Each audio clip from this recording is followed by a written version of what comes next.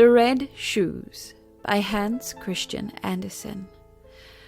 Once upon a time there was a little girl, pretty and dainty, but in summer-time she was obliged to go barefooted because she was poor, and in winter she had to wear large wooden shoes so that her little instep grew quite red.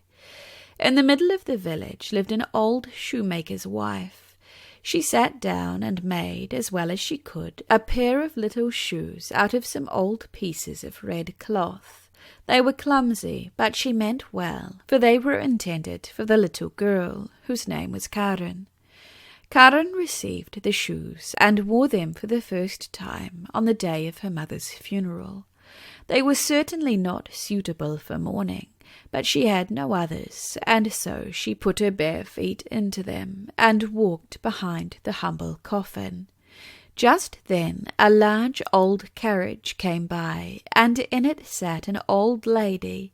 She looked at the little girl, and taking pity on her, said to the clergyman, "Look here, if you will give me the little girl, I will take care of her."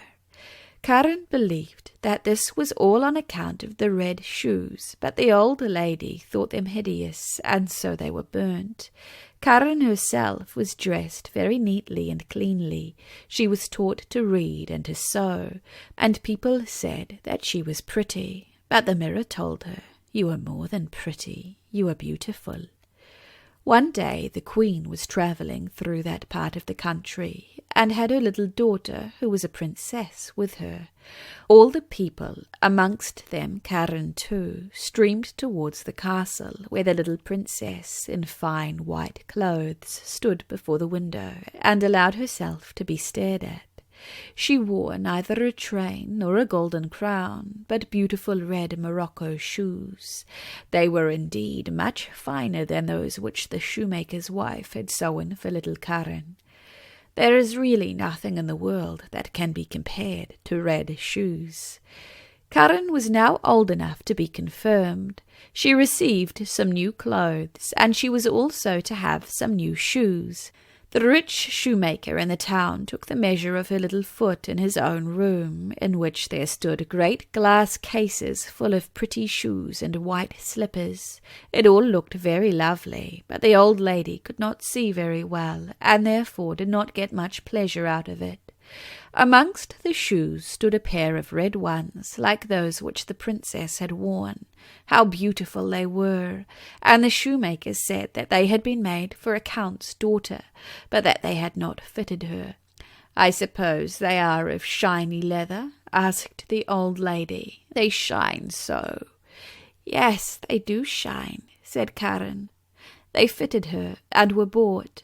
But the old lady knew nothing of their being red, for she would never have allowed Karen to be confirmed in red shoes, as she was now to be. Everybody looked at her feet, and the whole of the way from the church door to the choir it seemed to her as if even the ancient figures on the monuments, in their stiff collars and long black robes, had their eyes fixed on her red shoes. It was only of these that she thought when the clergyman laid his hand upon her head and spoke of the holy baptism, of the covenant of God, and told her that she was now to be a grown-up Christian. The organ pealed forth solemnly, and the sweet children's voices mingled with that of their old leader, but Karen thought only of her red shoes. In the afternoon the old lady heard from everybody that Karen had worn red shoes.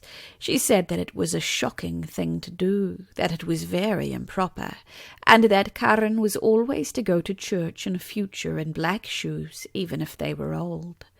On the following Sunday there was communion.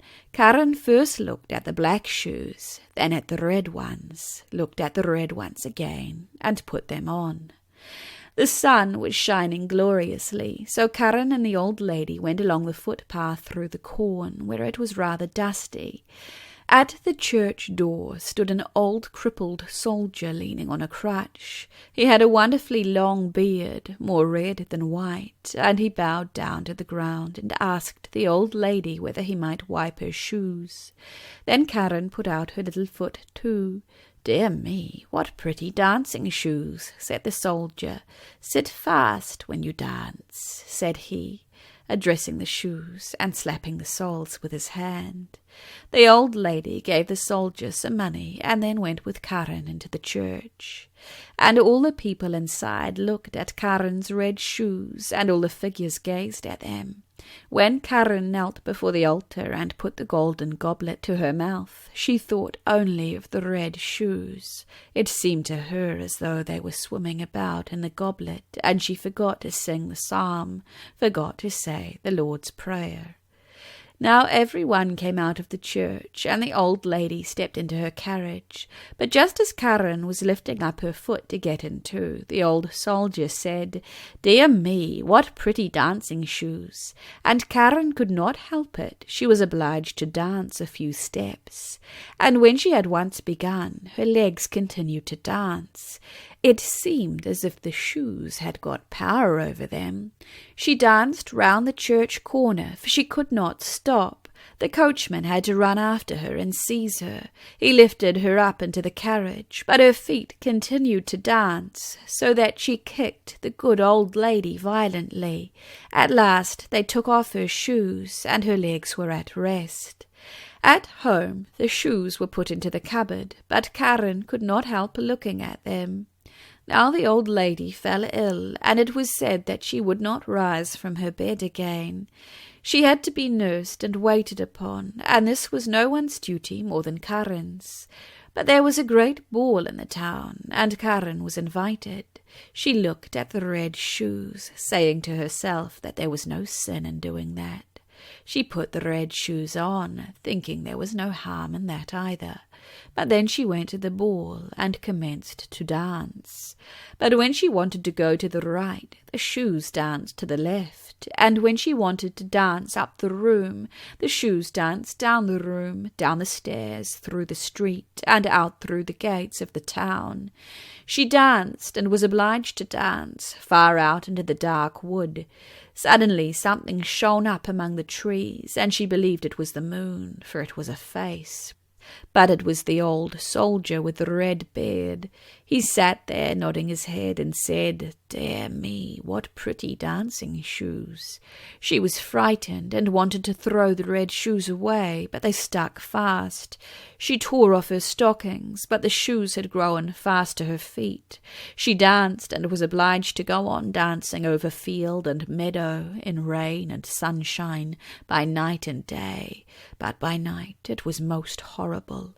She danced out into the open churchyard, but the dead there did not dance. They had something better to do than that. She wanted to sit down on the pauper's grave where the bitter fern grows, but for her there was neither peace nor rest.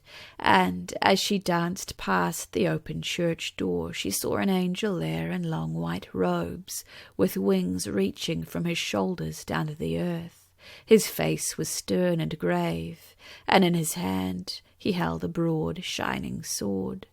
"Dance you shall," said he, "dance in your red shoes till you are pale and cold, till your skin shrivels up and you are a skeleton.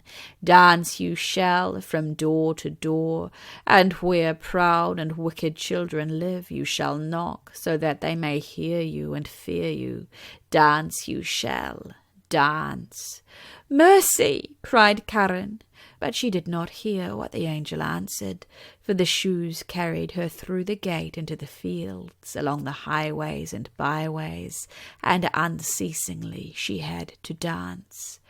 One morning she danced past a door she knew well. They were singing a psalm inside, and a coffin was being carried out, covered with flowers. Then she knew that she was forsaken by everyone, and damned by the angel of God. She danced, and was obliged to go on dancing through the dark night. The shoes bore her away over thorns and stumps till she was all torn and bleeding. She danced away over the heath to a lonely little house. Here, she knew, lived the executioner, and she tapped with her finger at the window and said, "Come out, come out, I cannot come in, for I must dance. And the executioner said, I don't suppose you know who I am. I strike off the heads of the wicked, and I notice that my axe is tingling to do so. Don't cut off my head, said Karen, for then I could not repent of my sin, but cut off my feet with red shoes. And then she confessed all her sin, and the executioner struck off her feet with red shoes. But the shoes danced away with the little feet across the field into the deep forest. And he carved her a pair of wooden feet and some crutches, and taught her a psalm which is always sung by sinners. She kissed the hand that guided the axe, and went away over the heath. Now I have suffered enough for the red shoes, she said. I will go to church so that people can see me. And she went quickly up to the church door, but when she came there, the red shoes were dancing before her, and she was frightened and turned back. During the whole week she was sad and wept many bitter tears. But when Sunday came again, she said, Now I have suffered and striven enough. I believe I am quite as good as many of those who sit in church and give themselves airs. And so she went boldly on. But she had not got farther than the churchyard gate when she saw the red shoes dancing along before her. Then she became terrified and turned back and repented right heartily of her sin. She went to the parsonage and begged that she might be taken into service there. She would be industrious, she said, and do everything that she could. She did not mind about the wages as long as she had a roof over her and was with good people. The pastor's wife had pity on her and took her into service, and she was industrious and thoughtful. She sat quiet and listened when the pastor read aloud from the Bible in the evening. All the children liked her very much, but when they spoke about dress and grandeur and beauty, she would shake her head. On the following Sunday they all went to church, and she was asked whether she wished to go too. But with tears in her eyes she looked sadly at her crutches. And then the others went to hear God's word, but she went alone into a little room. This was only large enough to hold the bed and a chair. Here she sat down with her hymn book, and as she was reading with a pious mind, the wind carried the notes of the organ over to her from the church, and in tears she lifted up her face and said, "O God, help me." Then the sun shone so brightly, and right before her stood an angel of God in white robes. It was the same one whom she had seen that night at the church door. He no longer carried the sharp sword, but a beautiful green branch full of roses. With this he touched the ceiling, which rose up very high, and where he had touched it there shone a golden star. He touched the walls, which opened wide apart, and she saw the organ which was pealing forth. She saw the pictures of the old pastors and their wives, and the congregation sitting in the polished chairs and singing from the hymn books. The church itself had come to the poor girl in her narrow room, or the room had gone to the church. She sat in the pew with the rest of the pastor's household, and when they had finished the hymn and looked up, they nodded and said, "It was right of you to come, Karen." "It was mercy," said she, and the organ played, and the children's voices in the choir sounded soft and lovely. The bright, warm sunshine streamed through the window into the pew where Karen sat, and her heart became so filled with it, so filled with peace and joy, that it broke. Her soul flew on the sunbeams to heaven, and no one was there who asked after the red shoes. The end.